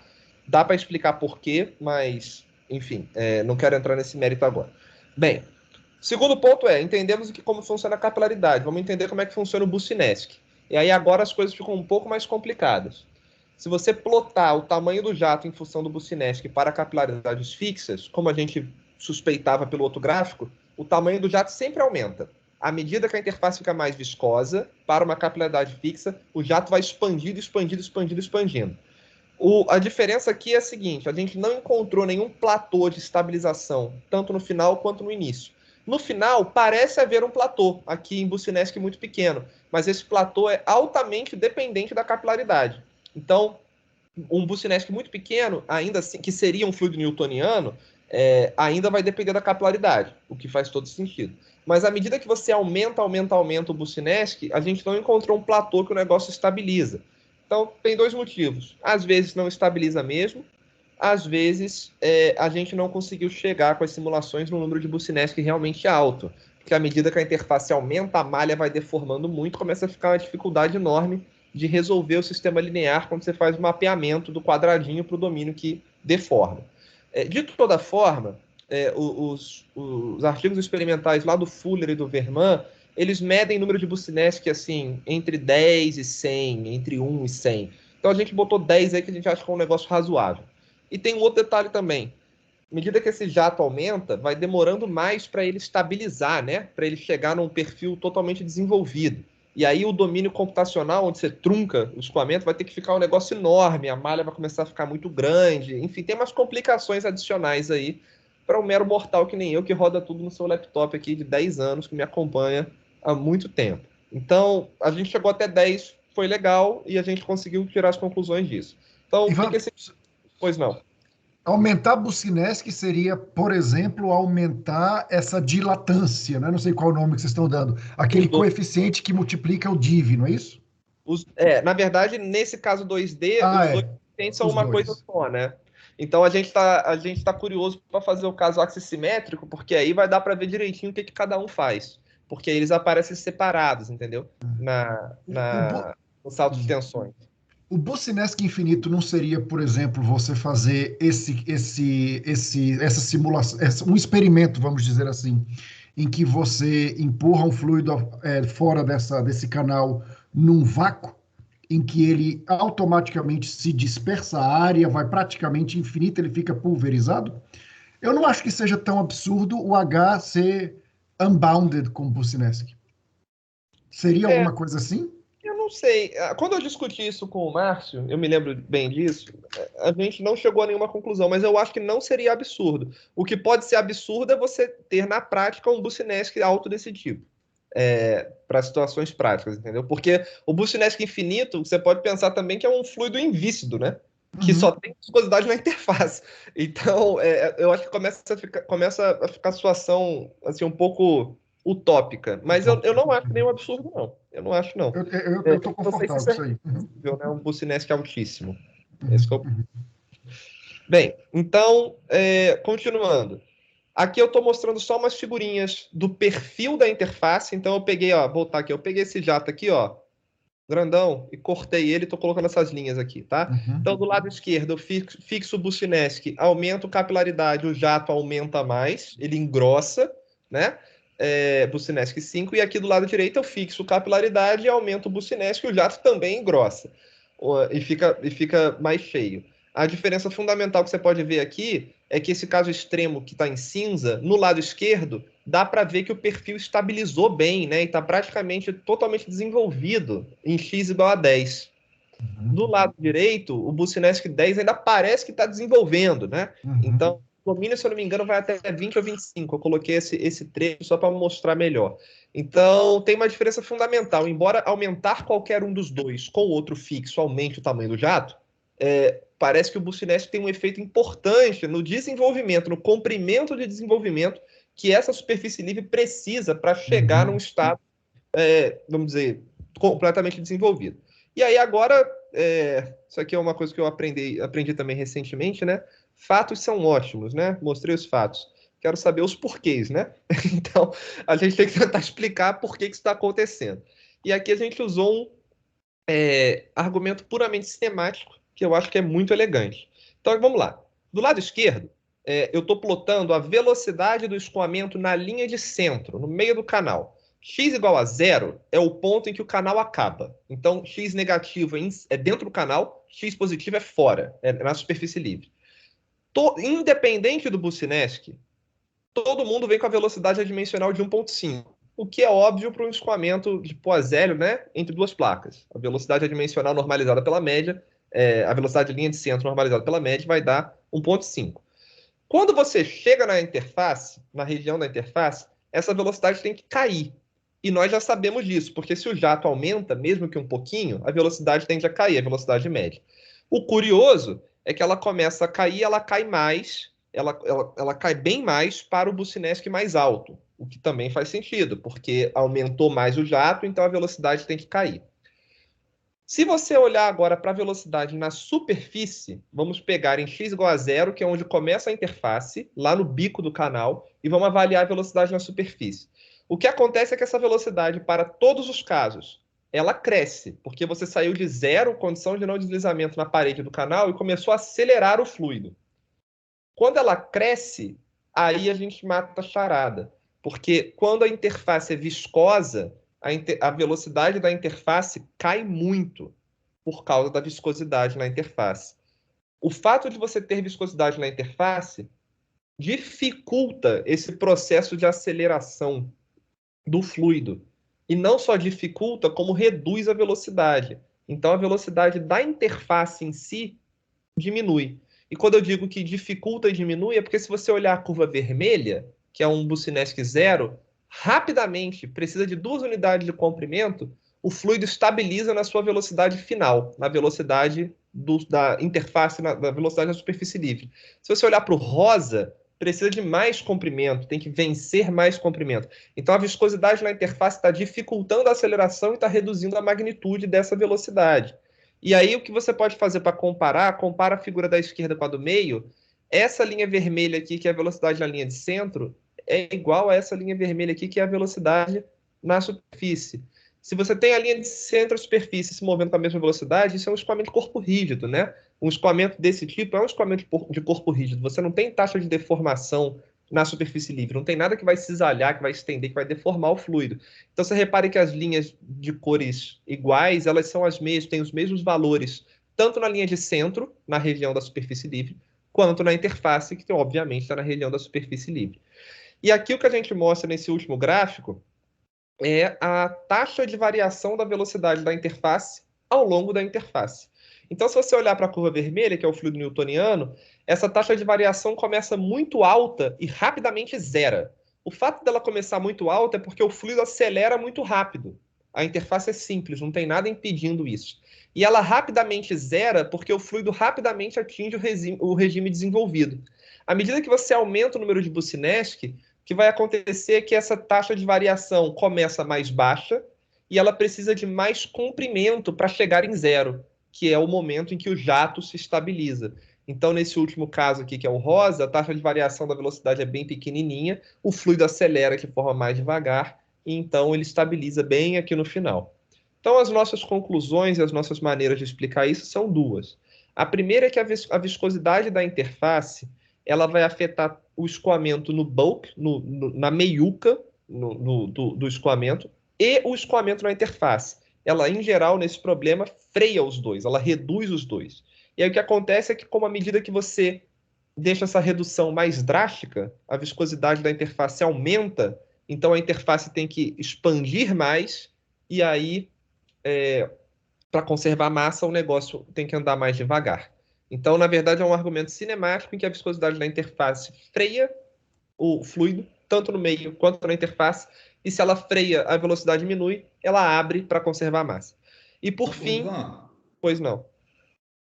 Mas eu estava pensando aqui, a viscosidade da interface eu estou tentando interpretar assim, é como se ela alterasse, digamos assim, a condição de contorno cinemática do fluido lá em cima. Cinemático. A Cinemática não, dinâmica, né? Sei lá, não, é mais para dinâmica mesmo, né? Porque é dinâmica, lógico. Não, você tem razão. Eu falei cinemática, mas é isso mesmo, é dinâmica, porque... Mas a viscosidade da interface, ela não, eu acho que ela não reduz a velocidade no bulk. O que está acontecendo é que eu mudei, porque no bulk não tem interface. Não tem, o bulk é newtoniano. Então, eu entendi, isso é o fluido newtoniano, né? Uhum. Como, o que eu estava pensando é que, na verdade, é como se eu tivesse o que você está vendo no bulk, é o reflexo da variação da condição de contorno na interface. Como se você tivesse, na verdade, resolvendo problemas com condições de contorno distintas e que, obviamente, vão ter resultados diferentes. Mas, Perfeito. agora, nesse sentido, eu entendi, ia já te interromper para falar isso. O que você está falando é que a interface mais viscosa, ou seja, o Bucinesc maior, é uma interface que impõe uma resistência ao escoamento ali onde ela está, né? Sim. E ela está freando o fluido ali. Mas, Sim. nesse sentido, o que seria uma interface de viscosidade infinita? O que seria uma viscosidade, uma interface infinita? Eu não sei. Não, a viscosidade infinita da interface. Eu não tenho a menor ideia. Ela não ia deixar o fluido escoar. Eu vou puxar essa pergunta do Taiguara.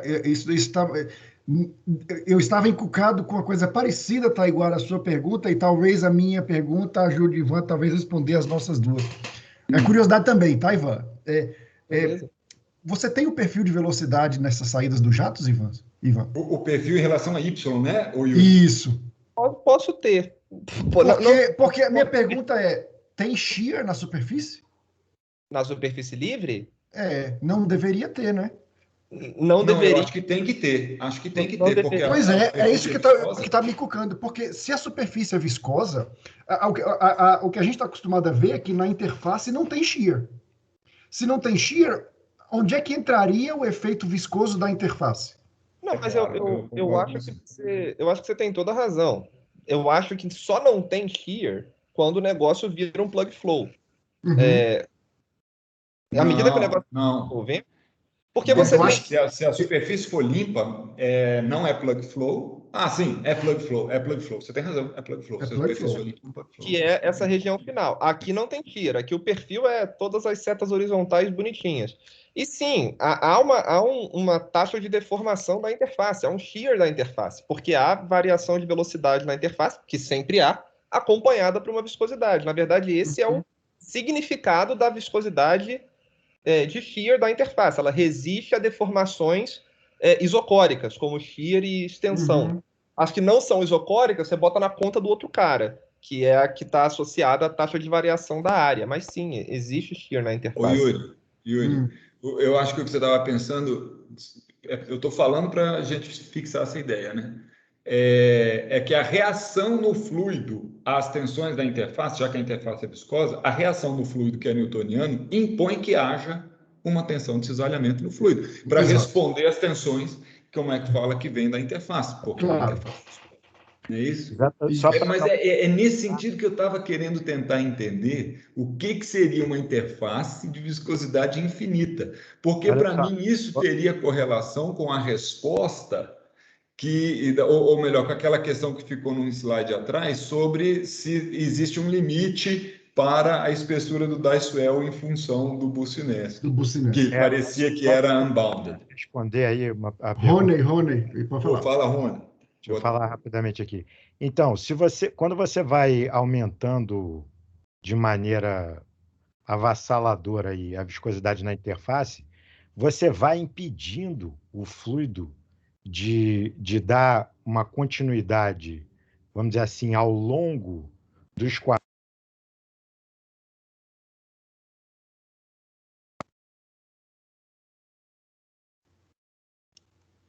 Rony, você está falando? Não estou ouvindo ninguém. Eu não estou ouvindo. Vocês estão me ouvindo? Desculpa, acho que o meu telefone, o meu microfone mutou aqui. Pronto. Então, quando você vai tornando essa resistência muito forte na interface, você vai aumentando o número de bucinés, você vai impedindo de tal forma a continuidade do fluido ao longo do escoamento que ele vai tendendo a ter uma saída quase que, se fosse axissimétrica, uma saída quase que radial. Ele não consegue progredir naquela direção. E aí o limite de viscosidade infinita seria o fluido, como se você tivesse um escoamento radial assim que ele sai, entendeu? Porque ele não consegue ir para frente por conta dessa resistência infinita. Beleza. Acho que eu entendi. Rony, isso estaria mais associado à viscosidade dilatacional? Porque nesse caso aí, tem as duas somadas. Tá tudo misturado, né? Tudo misturado, exatamente. Né? Como se fosse assim, eu tenho uma viscosidade tão alta que não pode ter dividiu praticamente nenhum da superfície, né? Então, ela tem que já sair na radial. Mas essa questão acho que vai ficar um pouco, como o Ivan colocou, ela vai ficar um pouco mais clara no caso axissimétrico, porque aí, de fato, a gente tem um problema, que é que num só parâmetro, né, a parte dilatacional e a parte de cisalhamento, elas ficaram fundidas numa mesma entidade. Então, eu acho que vai ter uma certa riqueza aí a gente poder dar um tune aí separado para ver os efeitos da parte dilatacional e da parte de cisalhamento de maneira desacoplada. Então, acho que isso vai trazer uma riqueza de insights aí para a gente poder dizer o que está fazendo o quê, né? Muito Legal bom. demais. Ainda tem uma outra complicação, né, que a gente vinha discutindo recentemente, que é o seguinte: não necessariamente a escala de comprimento que a gente usa para o número de capilaridade deve ser a mesma da que a gente usa para o número de Boussinesq. Porque, teoricamente, o número de Boussinesq é a escala de comprimento e de velocidade, no fundo, né? Uma está amarrada à outra. Porque o número de Boussinesq precisa de uma coisa ali só na interface.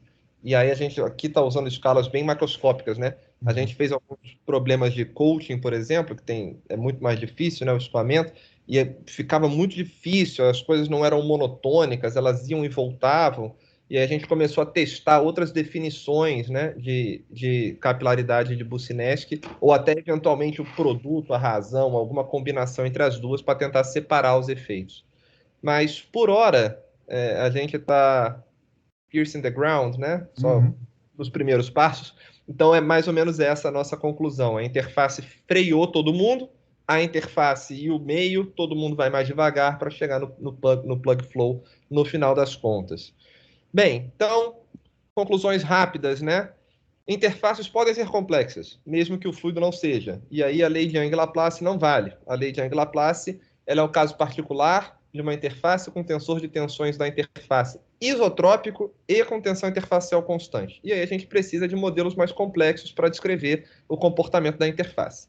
Bem, a lei de Scriven-Boussinesq, né, o modelo de Scriven-Boussinesq, ele é um similar, né, ao modelo de fluido newtoniano compressível para interfaces, e aparecem duas propriedades extras, né? Além da tensão interfacial, as duas viscosidades que, infelizmente ou felizmente, né, nesse caso, aparecem juntas no mesmo fator, no modelo 2D em coordenadas cartesianas.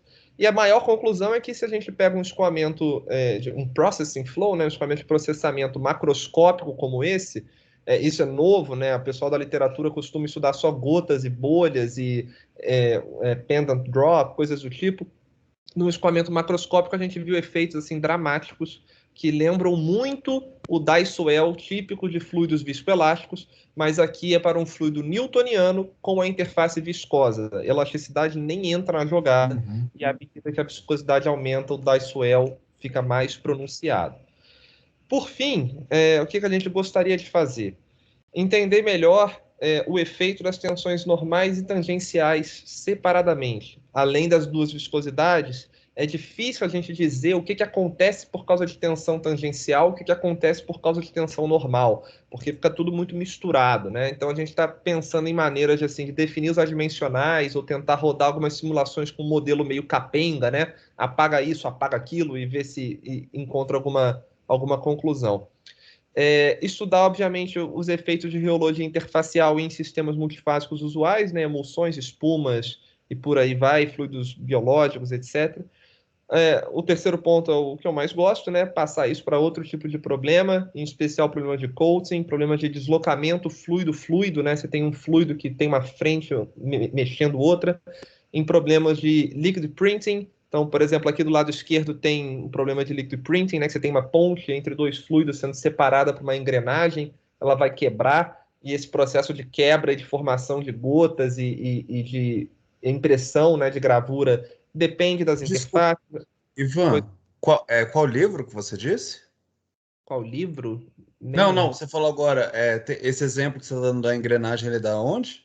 Ele é do Annual Review Fluid Mechanics aqui. Tá, não, beleza, tá.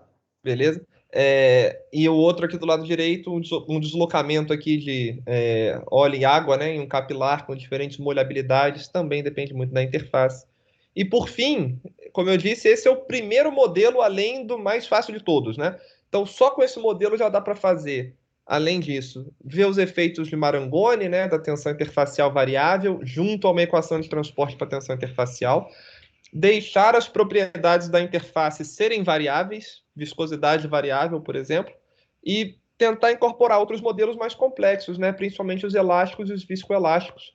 Tudo que a gente aprendeu em reologia é só você projetar na superfície para ter um modelo de interface, né? Então, o que o pessoal começou a estudar foram os modelos de Kelvin-Voigt, por exemplo, ou de Maxwell, ou parecidos, filhos de Maxwell, para interfaces, para estudar efeitos de elasticidade e de viscoelasticidade.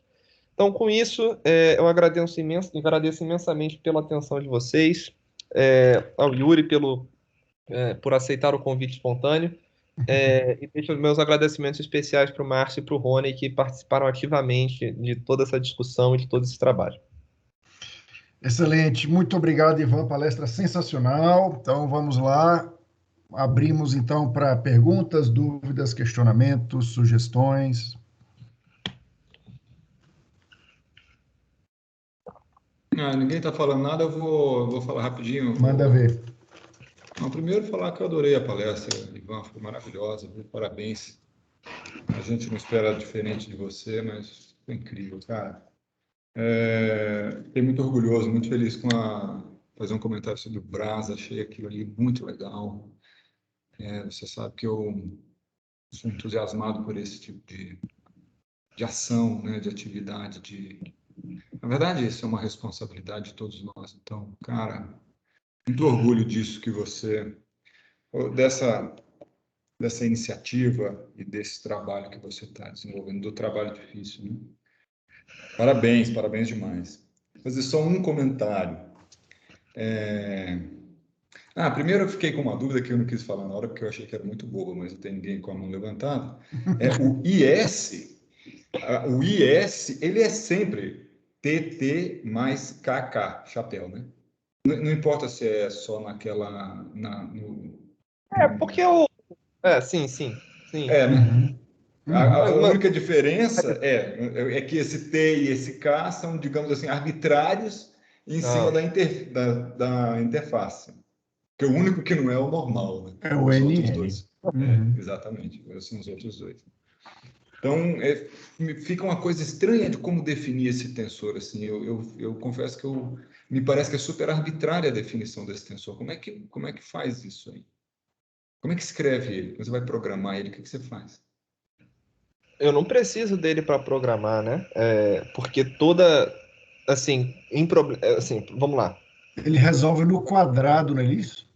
Não, calma. Eu não estava me referindo exatamente ao programa do Ivan. Estou falando, mas ele não tem uma forma, né?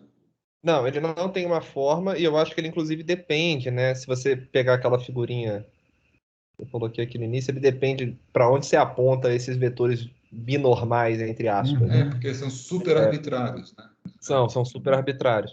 E aí que vem toda a confusão do sistema de coordenadas curvilíneo, né? Aquele paper que eu coloquei no início, esse aqui, eu acho que você e seus alunos deveriam lê-lo, esse aqui.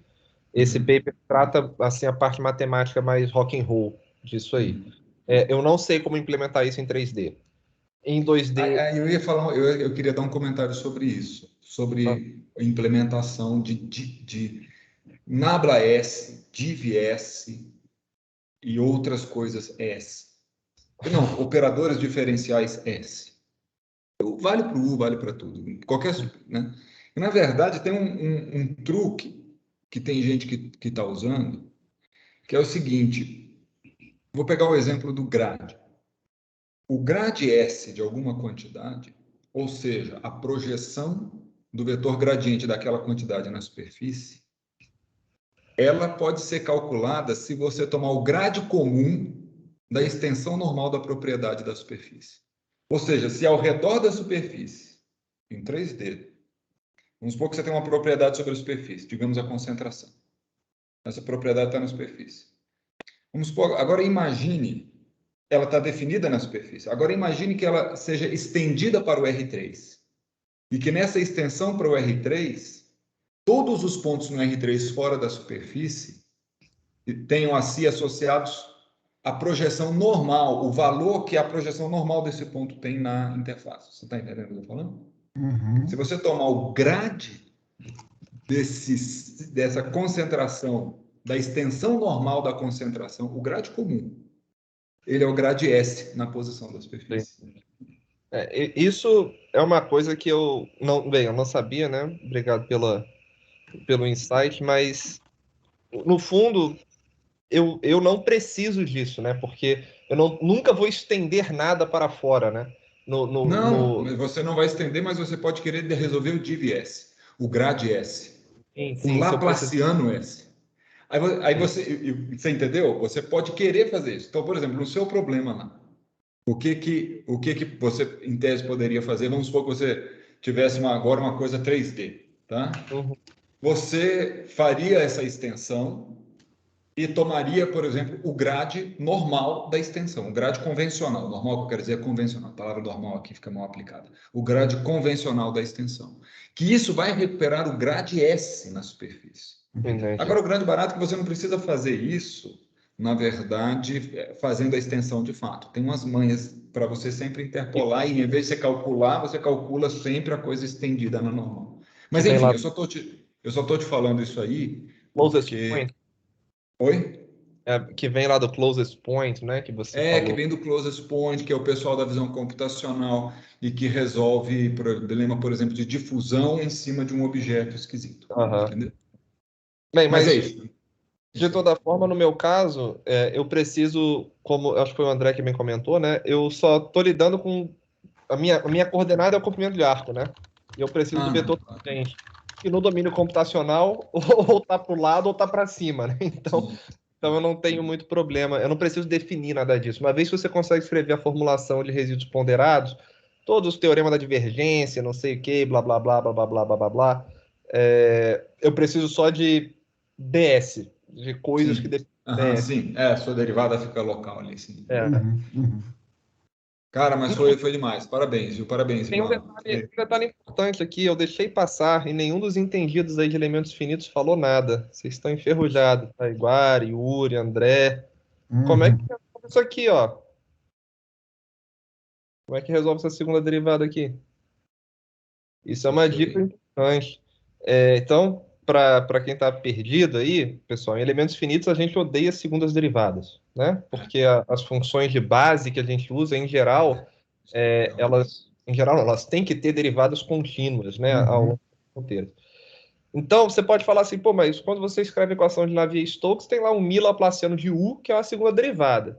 Mas ninguém escreve a equação de Navier-Stokes. Todo mundo resolve, na verdade, a equação de Cauchy com o tensor de tensões, né? E faz uma mutreta para aplicar o teorema da divergência. Aqui, essa segunda derivada aparece.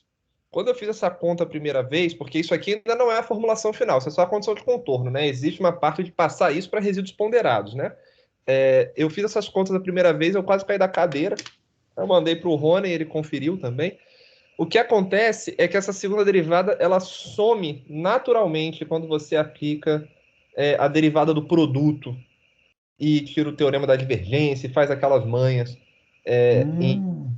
Quando você multiplica isso aqui por psi, e aí você escreve a derivada de eta s, a derivada dds de eta s duds, primeira, vezes psi, para fazer a segunda nascer, você faz um golpe aí com regra do produto e faz isso nos Você está outros. falando a formulação fraca?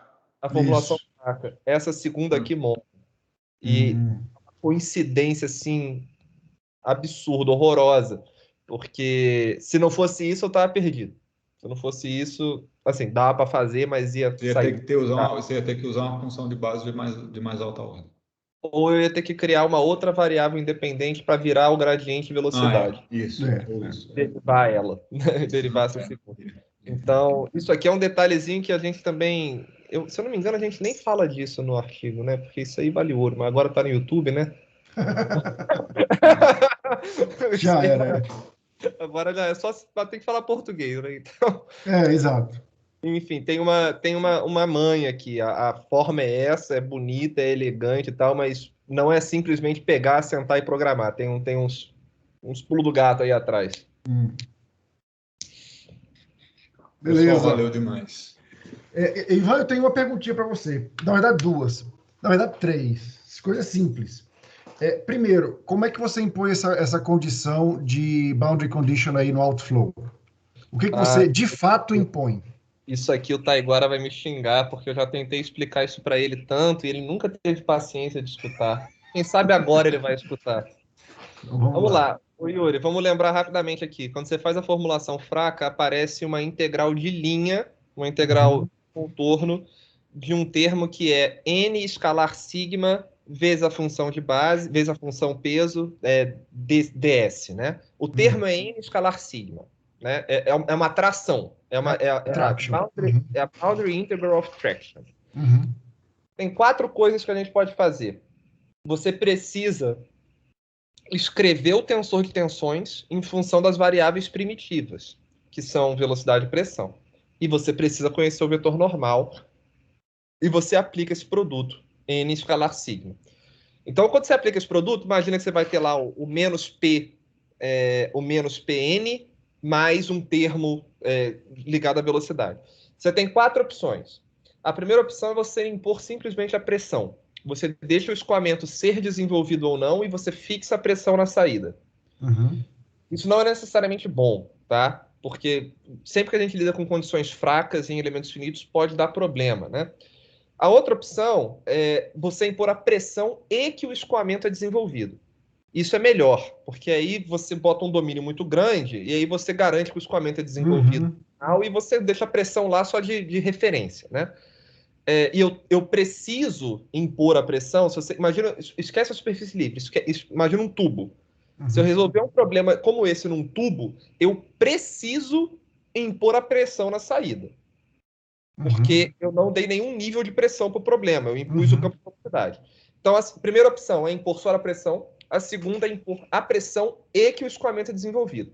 A terceira é impor que o escoamento é só desenvolvido e deixar a pressão livre. Se resolver. Pressão livre. Mas você impõe que ele é desenvolvido.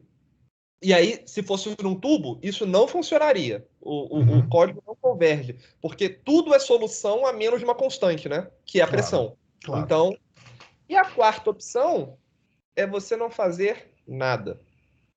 É você deixar a pressão como ela é e o escoamento como ele é.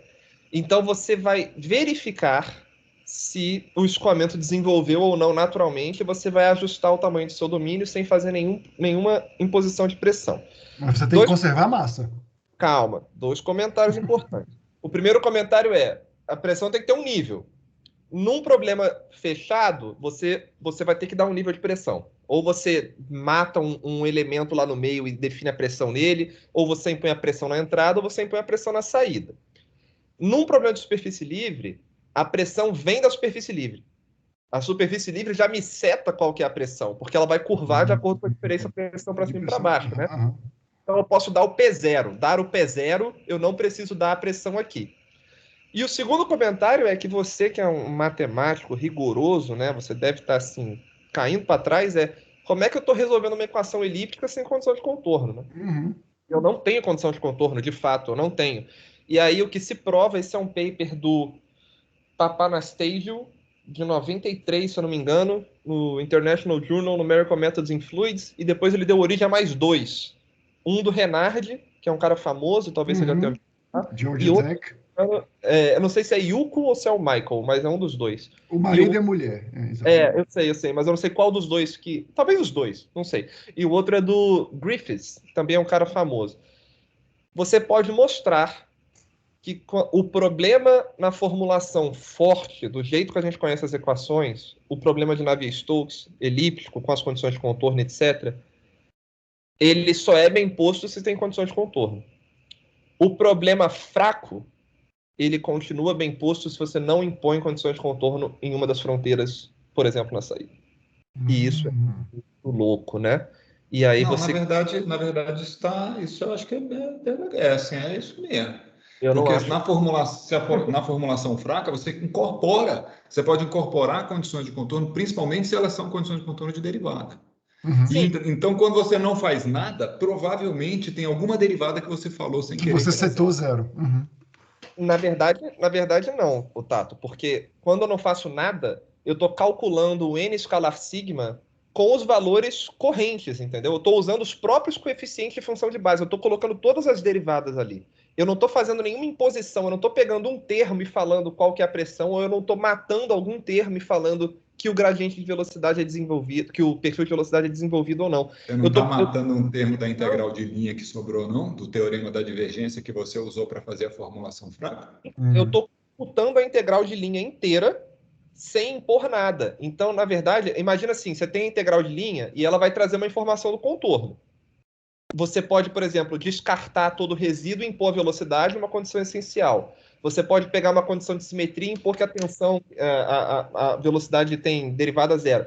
O que eu estou fazendo é que eu estou calculando a integral de linha inteira sem dizer nada. É como se eu pegasse o sistema linear e deixasse ele mais complicado ainda. Eu não estou simplificando nada, ela vai tudo. E aí tem uma discussão enorme, né, do porquê que isso funciona. Na verdade, o nome do paper é esse, né? No Outflow Boundary Condition. Why does it work? Porque, a princípio, é um negócio muito louco, né? Você calcula a condição de contorno que vem da formulação fraca, mas você não impõe condição de contorno. Você usa as variáveis do jeito que são para calcular a condição de contorno. É um negócio um pouco complicado. Mas, enfim, legal. Década de 90, 92, 93. Beleza. Segunda pergunta. Uma pergunta um pouco mais física agora. De onde é que vêm as partículas que compõem a sua superfície livre? Isso é uma pergunta maravilhosa, cara, porque isso é a maior limitação desse modelo, né? As partículas, elas a princípio elas são dissolvidas em algum momento no líquido.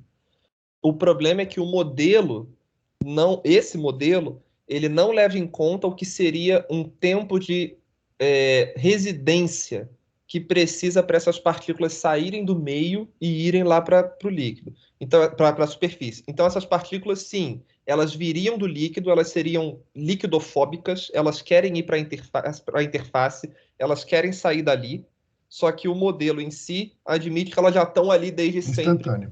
Não tem um tempo de residência, não tem uma difusão que vai levar essa galera para a interface.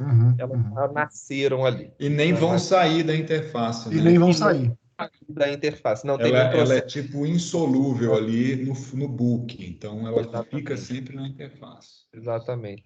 E na verdade, muito embora tenha essa coisa, né? Ali naquele cantinho provavelmente vai ter uma concentração menor. Era isso que eu ia perguntar. Nessa contact line aí que você botou pinned, como é que seria o campo de velocidade? De onde é que como é que essa linha de corrente aí, que é o psi igual a zero da interface, vai ser formada, né? Esse ponto, a velocidade é singular, né? Na verdade, tudo é singular, né? Então é um artifício. Eu escolhi fixar a linha de contato e falar que ela faz parte da parede, né? É como se você imaginasse que a linha de corrente que está aqui na parede do canal se transformou naquela. Aqui rapidamente se transforma nessa. É um artifício. A outra opção que a gente discutiu lá no ano passado era deixar a linha de contato fixa, móvel, e fixar o ângulo. de contato. Mas aí eu acho que o ideal para esse tipo de problema aqui é você fixar a linha, né? Que o negócio está tangenciando aqui. Como o pessoal aqui da Grécia fez. Você fixa ali o ângulo de saída. Ivan, Oi. eu fiquei pensando se isso não era uma complicação meio desnecessária, no sentido de que, não sei se isso ajudaria a adoçar essa singularidade. Porque parece que a essência do problema ia continuar lá, pelo menos desse que você está abordando. E eu não sei o quão difícil seria adoçar essa continuidade. Por exemplo, fazer ela igual Entendi. aquele bico. Isso, Claro, suavizar ali, né? exato, isso. Suavizar. Isso já passou Para tirar aquela singularidade nojenta. Já Né? passou pela minha cabeça várias vezes. O problema é que, rapaz, tem uma coisa que eu não desejo para ninguém nessa vida, é programar um gerador de malha. Coisa que eu Mas, fiz. sabe em quem que eu pensei para te falar isso? Eu pensei no velho John Hint, cara. Eu não sei resolver O John isso. Hint, quando resolve o problema da tampa móvel, ele não põe uma velocidade 1, porque ela Não, tem isso duas era ao quadrado. singularidades. Ele adoça a condição de contorno. Exatamente. Né? Para ela ser contínua, ele fala, isso é arbitrário mesmo, isso é mentira mesmo, então eu vou fazer assim. Eu vou ser muito sincero com você. Se o fluido é newtoniano, ou melhor, para quase todos os modelos que a gente costuma estudar, a singularidade não é um problema. Ela é um problema para esse caso aqui, que é o de escoamento viscoelástico. Porque uma boa simulação de escoamento viscoelástico tem que ficar sempre atrás do tensor conformação, verificando se ele é positivo definido, porque o determinante dele tem a ver com a deformação das moléculas, com os autovetores, autovalores. É um negócio mais complicado. Quando você tem uma singularidade, todas as variáveis explodem e voltam, esse tensor perde a positividade. E aí dá pau na singularidade. Então, para modelos viscoelásticos, isso realmente é um parto. O que esse pessoal fez aqui, né, nesse paper e em um anterior a esse, é que eles têm uma maneira de contornar isso na própria formulação fraca. Eles mexem nas funções de peso para tentar ir lá e capturar esses gradientes dessa variável, que são altíssimos aqui.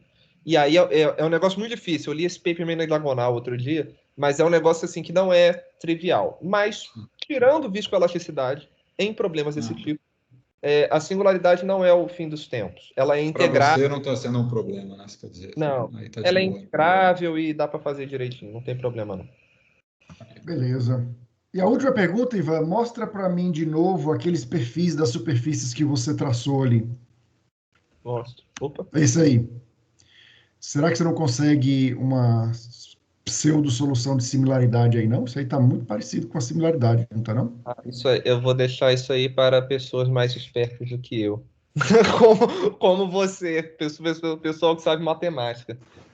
Eu nunca pensei Não, mas eu acho nisso. que você pode fazer no braço, dividir esse y por bq elevado a n ou k elevado a n e tentar fitar o n tal que isso... Tá fazendo por inspeção, né, Yuri? Por inspeção. Não é você fazer o processo. Não, eu acho que fazer o processo vai ser tenso. Não sei se é factível.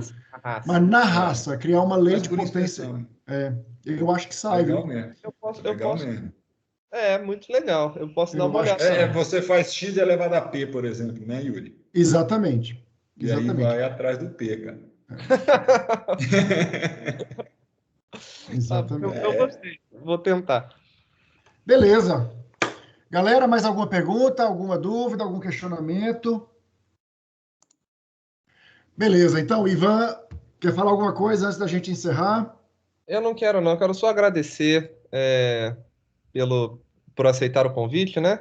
Eu agradecer aí ao Rony, que me ajudou muito nesse trabalho, ao Márcio, enfim, a todos presentes. Espero que esse vídeo chegue a muitas pessoas e, já sabe, né? Precisando de mim, o que não falta é coisa para falar. Adoro falar. Então... Beleza. Ivan, muitíssimo obrigado, cara. Foi sensacional, sensacional sua palestra. Aprendi pra caramba. Muito legal mesmo essa brincadeira, essa revisão teórica que você fez aí no começo. Foi muito boa. Acho que vou recomendar para muitos alunos aí assistirem isso para dar uma chacoalhada, né? Cara, muito obrigado. Deixa eu aparecer aqui para me despedir. Até a próxima, pessoal. Muito obrigado. Tchau, tchau. Tchau, Ivan. Tchau, Taiguara. Tchau, pessoal. Tchau, Yuri. Tchau, Ivan. Valeu demais. Abraço em todos. Tchau, tchau. Vou encerrar a gravação.